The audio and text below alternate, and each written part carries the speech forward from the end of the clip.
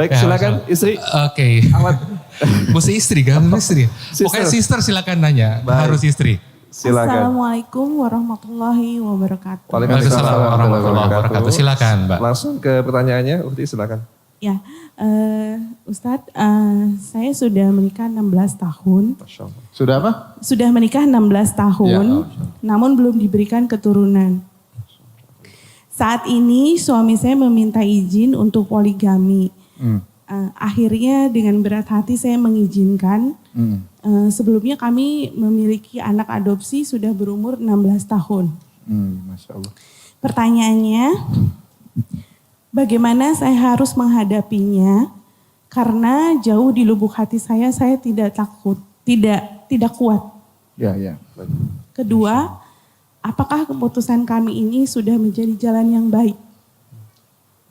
Itu aja Ustaz. Waalaikumsalam. Assalamualaikum warahmatullahi wabarakatuh. Waalaikumsalam warahmatullahi wabarakatuh. Saya kagum dengan anti yang maksudnya rela untuk berbagi kebaikan, anti pikirkan suami anti, ya. Dalam tanda kutip agar bisa punya anak, menikah lagi. Dan memang itu berat, saya katakan tadi, ujian bagi wanita sekarang ini terberat menurut saya poligami. Lebih berat daripada laki.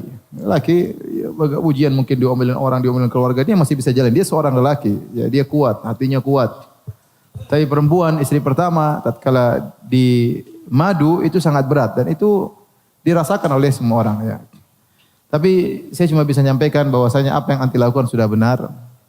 Agar anti bisa dapat pahala, anti harus merelakan tersebut. Niatkan bahwasanya saya ingin menyenangkan suami saya ingin suami saya punya dapat keturunan dan saya ingin berbagi kasih sayang saya kepada wanita yang lain.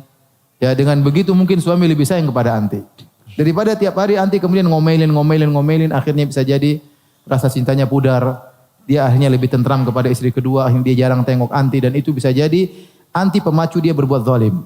Harusnya dia bisa adil, dia malah menjadi apa? Berbuat zalim. Tapi selalu ingatkan suami, wahai suamiku, saya sudah relakan sebagian waktuku, ya hendaknya kau berbuat adil, ya. Ya, jalani sebagai praktisi poligami yang baik. Ya, ada aturan-aturannya, ya. Bisa dibaca di buku saya Mukjizat Poligami. Ya.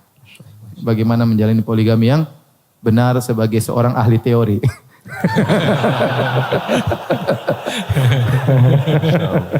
Masya Allah. Karena di antaranya misalnya seorang suami, kalau dia berpoligami, dia selalu menunjukkan bahwasanya istrinya dia yang paling cintai. Dia harus pandai.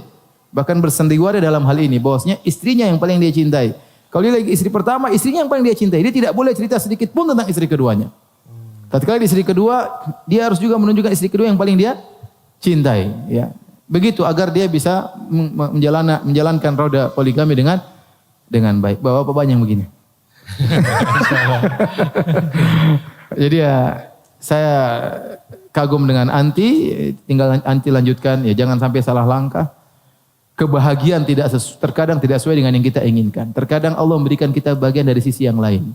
Dan di balik ujian tersebut pasti ada hikmahnya. Yang penting anti jalani dengan baik. Wallahu a'lam bishawab. Masya Allah. Demikian. Mohon maaf Ustaz, ada beberapa pemahaman yang berjalan di masyarakat nih Ustaz mengenai syariat poligami. Ada yang berdalil dengan Rasulullah tadi selama dengan Khadijah hanya satu istri. Jadi bilang selama istri pertama belum boleh poligami. Dan ada juga yang tunggu meninggal dulu. Iya, wallahu a'lam alasannya kemana. Itu bagaimana pendapat seperti itu Ustaz? Rasulullah SAW dia tidak berpoligami, para ulama sebutkan. Karena sebab-sebab yang besar yang ada pada Khadijah. Ya. Ya. Kalau anti mungkin seperti Khadijah mungkin lah ya. Ya. Tapi lihat Rasulullah SAW tidak ingin menyakiti Khadijah. Kenapa? Rasulullah SAW ya, waktu Rasulullah membela Khadijah, kata Rasulullah, saddaqatni idh kadzabani an-nas. Khadijah membenarkan aku tatkala orang semua mendustakan aku. Ya. Wa wasatni bimaliha idh haramani an-nas. Khadijah membantu aku dengan hartanya seluruh, ya saudagar kaya raya, sementara orang-orang tidak ada yang membantuku untuk berdakwah. Seluruh hartanya untukku. Ya. Kemudian aku mendapati anak-anak, semua anak-anakku dari siapa? Khadijah. Dulu siapa teman curhatnya Nabi? Khadijah radhiyallahu anha. Tatkala Nabi pertama kali dihina, dimaki-maki, dimusuhi oleh seluruh kampungnya, yang jadi teman bicaranya siapa? Khadijah. Ya. Maka ini yang membuat kata para ulama, Nabi tidak sampai hati mempoligami Khadijah. Ya. Tetapi setelah Khadijah meninggal dunia, Kemudian Nabi berpoligami karena Nabi sudah jadi pemimpin negara. Kemudian banyak maslahat-maslahat yang dia lihat. Maka kemudian Nabi membuka pintu poligami sampai dia menikah 9 wanita. Maka saya katakan tadi, di depan seorang laki 2 pilihan. Ya. Kita tidak usah mencela orang yang poligami dan kita juga tidak mencela orang yang tidak poligami. Banyak mungkin dia takut, ya, takut yang syar'i tadi.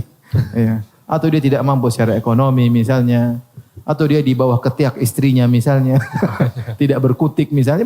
Banyak hal. Ekonominya mungkin tidak mampu ya.